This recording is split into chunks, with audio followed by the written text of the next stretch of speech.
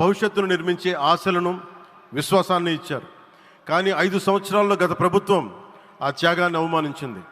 3 రాజధానులు అస్తవ్యస్త విధానంతో ప్రజల విఘ్నతని, అమరావతిని అగౌరవపరిచింది. ఈరోజు ఈ వేదిక నుండి మేమందరం మీకు హామీ ఇస్తున్నాం.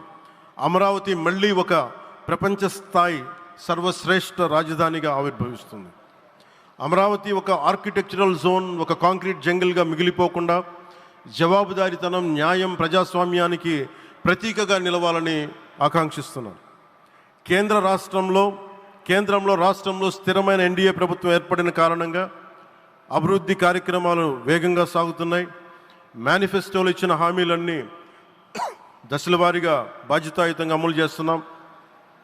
కేవలం మ్యాచింగ్ గ్రాంట్స్ ఇవ్వని కారణంగా గత ప్రభుత్వం రాష్ట్రం కేంద్రం నుంచి పొందాల్సిన 1000 కోట్లు నష్టపోయింది. కానీ ఈ ప్రభుత్వం కోఆపరేటివ్ ఫెడరలిజం స్ఫూర్తితోటి పరస్పర సహకారంతో పనిచేస్తున్నాం. రాష్ట్రంలో రహదారులు, రైల్వే, పారిశ్రామిక రక్షణకు సంబంధించి ఈ రోజున మన అమరావతి కాకుండా రాష్ట్రంలో రహదారులు, రైల్వే, పారిశ్రామిక రక్షణకు సంబంధించి ఈ రోజున 1,07,00,000 కోట్ల విలువైన అభివృద్ధి పనులకి ప్రధాని గారు శంకుస్థాపనలు, ప్రారంభోత్సవాలు చేస్తున్నారు. రాయలసీమలో గుంతకల్ రైల్వే, గోరంట్ల హైవే లాంటి వివిధ కార్యక్రమాలకు, ఉత్తరాంధ్రలో పిఎం ఏక్తా మాల్ లాంటి వివిధ పనులకు ఈరోజు శంకుస్థాపన, ప్రారంభోత్సవం చేస్తున్న ప్రధానమంత్రి గారికి నా హృదయపూర్వక కృతజ్ఞతలు. నేను అవనిగడ్డ ఎన్నికల ప్రచారంలో హామీ ఇచ్చిన దానికి అనుగుణంగా మనందరి ఆశలు మనకి ఆశించిన విధంగా నాగాయలంకలో మిస్సైల్ టెస్ట్ రేంజ్కి ప్రధానమంత్రి గారు ఈ రోజున శంకుస్థాపన జరగడం నాకు చాలా సంతోషంగా ఉంది. Now with Honorable Prime Minister Sri Modi ji and Honorable CM Sri Chandrababu Naidu garu, and together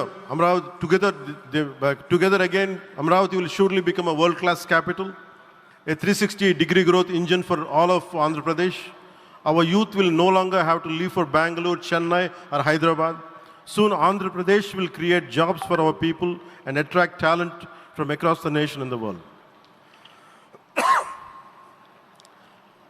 దీనికి అమరావతికి ప్రత్యేకించి ఒక వ్యక్తిని మనం స్మరించుకోవాలి.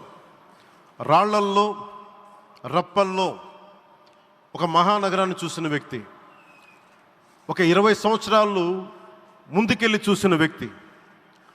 అలాంటి నాయకులు మనందరం కోరుకున్నట్టుగా ఆయన వెనంటే ఆయన ఉండాలి, ముఖ్యమంత్రిగా ఉండాలి అని మేము ఆశించిన విధంగా ఆయన